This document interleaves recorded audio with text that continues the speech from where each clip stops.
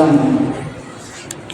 محترم حضرات، آج میری تقریر کا جو موضوع ہے، تقریر کا جو ٹاپک ہے، تقریر کا جو عنوان ہے وہ ہے امام کی اہمیت اور امام کی فضیلت، امام کا مقام و مرتبہ اور امام کی شان اور امام کی ضرورت۔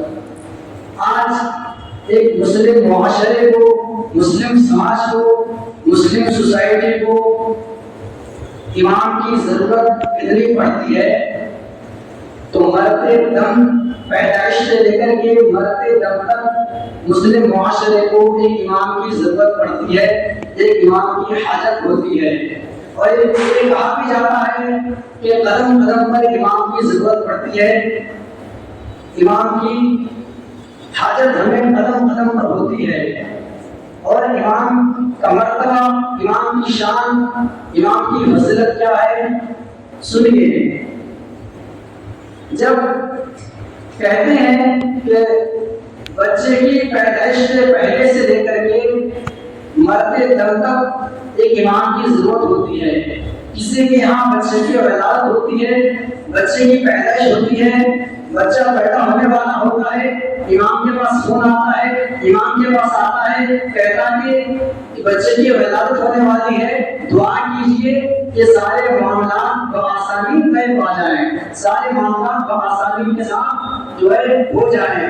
تو پیدائش ابھی ہوئی نہیں ہے، پیدائش سے پہلے بھی اس امام کی ضرورت ہمیں پڑتی ہے، اور مرنے کے بعد بھی اس امام کی ضرورت ہمیں پڑتی ہے۔ تیسرے کی فاتحہ، 10ویں کی فاتحہ، 20ویں کی فاتحہ، 40ویں کی فاتحہ، انسان مر گیا، قبر میں چلا گیا، لیکن ایک امام کی ضرورت ہمیں اس وقت نہیں پڑتی ہے کہ وہ ہمارے گھر آئے اور اس میت کے لیے مغفرت کی دعا کریں۔ تو یہ تو ایسی بات ہے جو میں نے آپ کو بتایا، لیکن قرآن کی روشنی میں سنیے کہ امام کی ضرورت ہمیں مرنے کے بعد میدان محشر میں بھی اس امام کی ضرورت ہمیں پڑتی ہے۔ رب تبارک و تعالیٰ قرآن پاک سورہ اسراء کی آیت نمبر 71 میں ارشاد فرماتا ہے، یوم ندعو کل اناس بامامہم، کہ یاد کرو اس دن کو جس دن ہم ہر جماعت کو اس کے امام کے ساتھ بلائیں گے، اس کے امام کے ساتھ بلائیں گے۔ اس دن کو یاد کرو۔ کون کہتا ہے؟ رب کا قرآن کہتا ہے۔ اب اگر مقتدی کے اندر کوئی کمی پیدا ہو جائے معاشرے میں، اس سارے دنیا میں، تو اس کمی کو ایک امام پورا کرتا ہے۔ کوئی مسائل اگر پیدا ہو جائے تو اس مسائل کو حل کرنے والا ایک امام ہوتا ہے۔ تو جو امام ہمارا یہاں رہ کر کے ہماری کمی کو پوری کرتا ہے، تو وہ امام ہمارا جب ہم میدان محشر میں رب تبارک و تعالیٰ کی بارگاہ میں ہماری پیشی ہوگی، تو امام ہمارا اس وقت بھی ہماری کمی کو پوری کرے گا، اس وقت بھی ہماری شفاعت کرے گا، اس وقت بھی ہماری سفارش کو پوری کرے گا۔ تو اس امام کی ضرورت ہمیں پیدائش سے پہلے سے لے کر کے مرنے کے بعد بھی اس امام کی ضرورت ہوتی ہے، لیکن اس امام کی قدر نہیں ہوتی ہے، اس امام کی عزت نہیں ہوتی ہے، اس امام کی تعظیم نہیں کرتی ہے، اس امام کا مقام و مرتبہ کو نہیں سمجھتے ہیں۔ الحمدللہ بہت اچھے لوگ ہیں، سمجھتے ہیں، عزت کرتی ہیں، لیکن چند لوگ ہیں جو اس امام کے پیچھے پڑے رہتے ہیں، اس امام کے پیچھے پڑے رہتے ہیں۔ ابھی ایک صاحب نے بتایا تھا کہ میں آپ سے ناراض ہوں۔ میں نے کہا بھائی مجھ سے کیوں ناراض ہو؟ میں نے کیا کہا کہ آپ سے کہا تھا کہ فاتحہ پڑھنے کے لیے آئیے، آپ نے آیا نہیں تھا۔ میں نے ان کو بتایا کہ سنو، 3.5 سال ہو گئے یہاں پہ رہتے ہوئے، اس سے پہلے فاتحہ کے لیے بتایا گیا تھا نہیں گیا تھا۔ اب سنو، آپ کے ابو جان کے انتقال ہو گئے، نماز جنازہ کی پڑھائی تھی، ہم نے پڑھائی تھی، 30ویں کی فاتحہ، 10ویں کی فاتحہ، 20ویں کی فاتحہ، 40ویں کی فاتحہ سب ہم نے کری، سب ہم نے پڑھی، لیکن اگر ایک فاتحہ میں شریک نہیں ہو گئے تو آپ اس سے ناراض ہو۔ کیا یہی ہوتی ہے انسانیت؟ یہ اگر ایک فاتحہ میں کسی پریشانی کی وجہ سے اگر شریک نہیں ہو پائے تو کیا یہ ساری احسانات بھول گئے؟ تو اب کہتا ہے کہ نہیں میں آپ سے ناراض تھا، لیکن اب ناراض نہیں ہوں، بس ہم نے باتیں یاد دلا دی تو ناراض نہیں ہے، کوئی ناراض سے پہلے۔ اور ایک سال آ کر کے کہتا ہے کہ ہم آپ سے زیادہ جانتے ہیں، بتائیے کسی مسئلے پہ گفتگو ہو گئی، ہم سے زیادہ جانتے ہیں، بخاری ہم پڑھ رہے ہیں، مسلم ہم پڑھ رہے ہیں، ترمذی شریف ہم پڑھ رہے ہیں، اور ابو رہے ہیں, ابھی نماز ہم پڑھ رہے ہیں, نسائی شریف ہم پڑھ رہے ہیں, مشکوٰۃ شریف ہم پڑھ رہے ہیں, موٹی حدیث کی کتاب ہم پڑھ رہے ہیں, وہ آگے کہہ رہے ہیں ہم سے زیادہ جانتے ہیں. بتائیے یہ ایمان کی تعظیم ہوئی, ایک علماء کی تعظیم ہوئی, یہ عالم کا ادب ہوا ہے, یہ عالم کی تعظیم ہوئی ہے. بتائیے اب اگر کوئی عالم بیچارہ, اگر کوئی امام بیچارہ اگر وہ کمزور دل والا ہے تو ڈپریشن میں آئے گا کہ نہیں آئے گا؟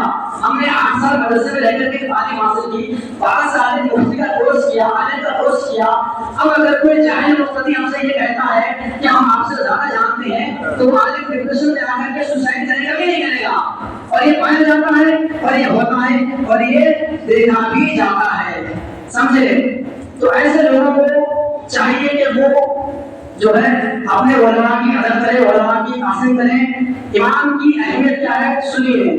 ہم نماز پڑھنے کے لیے آتے ہیں, امام صاحب نے طلب کی, سورہ فاتحہ پڑھ دی, رکوع میں چلے گئے. اگر ہم نے امام کو رکوع میں پا لیا اس امام کی برکت سے اب ہمیں دوبارہ سورہ فاتحہ پڑھنے کی ضرورت نہیں ہے, اب دوبارہ ہمیں طلب کرنے کی ضرورت نہیں ہے. اور اللہ تعالیٰ پوری نماز کا ثواب عطا فرماتا ہے. اور سنو, بندہ اگر تنہا نماز پڑھتا ہے اتنا ثواب ملتا ہے, لیکن اگر اسی امام کے پیچھے جماعت کے ساتھ نماز پڑھتا ہے تو اللہ تعالیٰ سرکار اتنا ثواب عطا فرماتا ہے.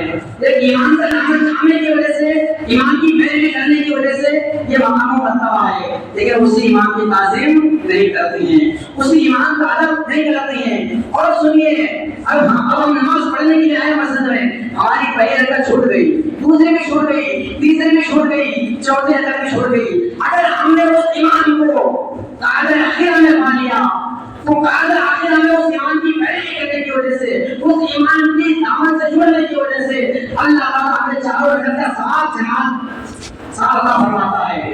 جیسے ہم جماعت کے ساتھ ہمیں ثواب ملتا ہے, ایسے ہی چاروں رکعت کا ثواب اللہ تعالیٰ ہمیں عطا فرماتا ہے. حالانکہ وہ رکعت ہم بعد میں تنہا اپنے آپ پڑھتے ہیں, لیکن اس کا ثواب ہمیں ایمان کی ابتدا کرنے کی وجہ سے, ایمان کا دامن سے جڑنے کی وجہ سے اللہ تعالیٰ وہ ثواب ہمیں عطا کرتا ہے.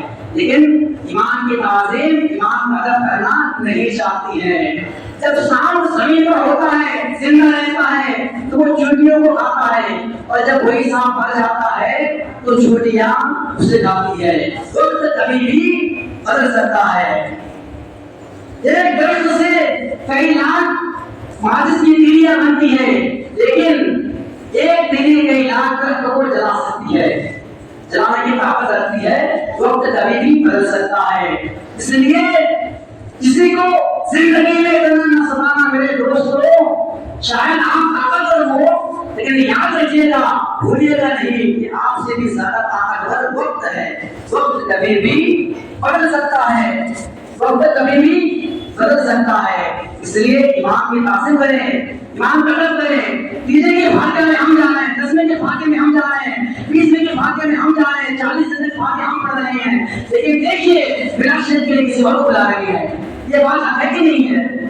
میراث شریف میں فاتحے میں پیسے نہیں ملتے ہیں, کچھ نہیں دیے جاتے ہیں, لمبی لمبی دعائیں چلائی جاتی ہے, تو ایمان کو بلا لیتے ہیں. تو اس ایمان کا حق نہیں ہے وہ امام میراث شریف میں شریک ہو, اس ایمان کا حق نہیں ہے کہ وہ میراث شریف پڑھے آپ کے پاس. اگر وہ امام آپ سمجھتے ہیں کہ ہم امام کے تقریر کو سنتے رہتے ہیں, اگر آپ سمجھتے ہیں کہ ہم بڑے علامہ کو بلائیں گے, مفتی سلمان نصری کو بلائیں گے, شاعر نصر پاک کو بلائیں گے, تو ٹھیک ہے, اس میں کوئی اعتراض نہیں ہے. آپ بڑے مفتی کو بلائیے, ان سے 1 گھنٹہ پڑھے بلائیے, لیکن اپنے مسجد کے امام سے پڑھنے کے ساتھ ضرور بلائیے, اپنے مسجد کے امام کو بھی ضرور بلائیے. آپ کا امام بھی خوش, آپ کا علامہ بھی خوش, آپ بھی خوش, آپ کا پروگرام بھی خوش, اور اللہ تعالیٰ بھی خوش. جس کے پیچھے نماز پڑھتے ہیں اگر وہ خوش نہیں ہے تو آپ کی نمازیں پھر کیسے صحیح ہوگی؟ ذرا سی بات ہو جاتی ہے تو لوگ آج کے ماحول نے زمانہ چلا ہے کہ ذرا سی کوئی بات ہو جائے ایمان سے الگ ہو جاتی ہے. ہم ان کے پیچھے نماز نہیں پڑھیں گے, ہماری نماز نہیں ہوگی. کیوں ان کے پیچھے نماز نہیں ہوگی؟ نماز کوئی ہلکی عبادت ہے, کوئی ہلکی سی عبادت ہے کہ جو اس امام کے پیچھے ذرا سی بات کی وجہ سے نہیں ہوگی. اور وہ ذرا سی بات کوئی بات نہیں, اسی ذرا سی بات کو لے کر کے کہتے ہیں ہم ان کے پیچھے نماز نہیں پڑھیں گے. اور یہ ذرا سی بات اگر ان کے پیچھے نماز نہیں پڑھیں گے تو یہ کون بتائے گا کہ جب تک ایمان کے اندر اگر کوئی شرعی کمی نہ پائی جائے, جب تک ایمان کے اندر اگر کوئی شرعی خامی نہ پائی جائے, تب تک آپ ان کے پیچھے نماز پڑھتے رہیں گے. اور یہ شرعی کمی بنانے والا کون ہوگا؟ کوئی واٹس ایپ چلانے والا، کوئی فیس بک چلانے والا، کوئی چائے بیچنے والا نہیں ہوگا جو یہ شرعی کمی بتائے گا. اور یہ شرعی کمی بتائے گا تو وہ بھی ایک مفتی صاحب ہی ہوگا جو یہ شرعی کمی بتائے گا. اب وہ مفتی صاحب کہیں گے کہ ٹھیک ہے ان کے اندر یہ کمی ہے، اب اس کمی کی وجہ سے ان کے پیچھے نماز نہیں ہوگی، تب آپ ان کے پیچھے نماز نہیں پڑھ سکتی ہیں. علماء کوئی کرتے ہیں، آپ بیان کرتی ہیں، سچائی بتاتے ہیں، لیکن ہماری قوم کا حالات، ہماری قوم کا جو حالات یہ ہے کہ جو بات اس کے سمجھ میں آ جاتی ہے تو صحیح ہے، جو اس کے سمجھ کے خلاف ہو وہیں سے علماء سے دشمنی لگ رہتی ہیں. یہ بات یاد رکھنا کہ آخری بات میں آپ سے کہتا ہوں کہ پیر کا میں مخالف نہیں ہوں، لیکن پیر کا بچہ پیر بننا چاہتا ہے، پیر اپنے بچے کو پیر بنانا چاہتا ہے. اور سب افسوس ہے کہ پہلے کوئی ڈاکٹر اپنے بچے کو عالم نہیں بناتا تھا، کوئی پروفیسر اپنے بچے کو عالم نہیں بناتا تھا، کوئی انجینئر اپنے بچے کو عالم نہیں بناتا تھا. لیکن سب افسوس کی بات ہے کہ ایک عالم بھی اپنے بیٹے کو عالم بنانا نہیں چاہتا، ایک امام بھی اپنے بچوں کو امام بنانا نہیں چاہتا. انہیں معلوم ہے کہ لوگ میرے ساتھ کیا سلوک کرتے ہیں، انہیں معلوم ہے کہ لوگ میرے کتنی تکلیف پہنچاتے ہیں، ذرا سی بات میں کہتے اپنا حساب کر لو. تو انہیں معلوم ہے کہ اب اس راست سے میں گزر رہا ہوں، اس راستے سے میں گزر رہا ہوں، تو اپنے بچے کو اس راستے میں کیوں آنے دوں میں. اس لیے وہ بھی چاہتا ہے کہ ہم اپنے بچوں کو عالم نہ بنائیں بلکہ کوئی ڈاکٹر بنائے، کوئی بزنس مین بنائے. اس میں کس کی کمی ہے؟ اس میں کس کی کمی ہے؟ جو 30 دن تک نماز پڑھا ہے، ساری باتیں آپ کو دلائل اور قرآن و حدیث کے ساتھ سمجھا ہے، آپ ان کی ہاتھ نہیں چھوٹتی ہے. لیکن یہ پہ کوئی علامہ مہاراج آ جائے جو آپ کو لگا کے بڑا صفا مان کر کے آ جائے تو آپ ان کے ہاتھ بھی چھوٹتی ہیں، بڑی خوشی بھی کرتی ہیں اور ان کو سلام بھی کرتے ہیں، ان کے پاس وہ ادب بھی کرتے ہیں. لیکن جو امام مفتی بھی ہے، حافظ بھی ہے، عالم بھی ہے، اچھا مدرس بھی ہے، آپ ان کے تعظیم نہیں کرتی ہیں، آپ ان کا ادب نہیں کرتی ہیں. اس لیے وہ چاہتا ہے کہ ہم اپنے بچوں کو عالم نہیں بنائیں گے. اس لیے یہ اس کی کمی ہے، یہ اپنے معاشرے کی، ہم سب لوگوں کی اس میں کمی ہے اور ہم سب لوگوں کے نقصان ہے. اگر وہ عالم ہو کر اپنے بچوں کو عالم نہیں بنا رہا ہے، جب کوئی عالم ہوگا ہی نہیں تو نماز کون پڑھائے گا، جب کوئی عالم ہوگا ہی تو دین کے باتیں کون بتائے گا. اور سنو یہ آخری بات ہے، پہلے کے کفار مشرکین یہ جانتے تھے کہ ہم یہ عالم صاحب ہے، ان سے مجھے نہیں کہنا ہے، یہ دھرم گرو ہے، ان سے مجھے نہیں کہنا ہے. مقتدیوں کو پکڑو، عوام کو پکڑو، پبلک کو پکڑو. لیکن آج کے کفار مشرکین بھی چالاک ہو گئے ہیں، وہ جان گئے ہیں کہ ہم علماء کی زبان بند کریں گے، ان علماء کرام کی زبان بند کریں گے تو یہ پبلک تو اور ہمارے ہاتھ میں آ جائے گی. اس لیے وہ عالموں کو قید کرتی ہیں اور عالموں کے ساتھ برا سلوک کرتی ہیں. اب اگر کفار مشرکین عالموں کے ساتھ برا سلوک کرتی ہیں، پھر آپ ہماری جماعت میں کچھ لوگ برا سلوک کریں تو پھر عالم بیچارہ کیسے اپنے بیٹے کو عالم بنائے گا. میں نے جو بات بھی کہی ہے یہ حق کوئی کے ساتھ کیجیے. اگر کسی کو برا لگے معافی چاہتی ہیں، معاف فرمانا. میری گفتگو ایسے نہیں ہوتی ہے، میری گفتگو تو ایسے ہوتی ہے کہ کی محمد سے وفا کرے تو ہم تیرے ہیں، یہ جہاں چیز کا لوگ قلم تیرے ہیں اور محمد کی محبت یہ آپ کی شرط اول ہے. اگر اسی میں ہو کچھ کامل تو سب کچھ نامکمل ہے. میری گفتگو ایسی ہوتی ہے لیکن حالات نے مجبور کیا مجھے الفاظ کو بولنے پر. لیکن یہ الفاظ جو ہم نے بولا ہے یہ بھی حق وہی ہے، یہ بھی حق بات ہے، یہ بھی حق بیانی ہے. وما علینا الا البلاغ. السلام علیکم ورحمۃ اللہ وبرکاتہ.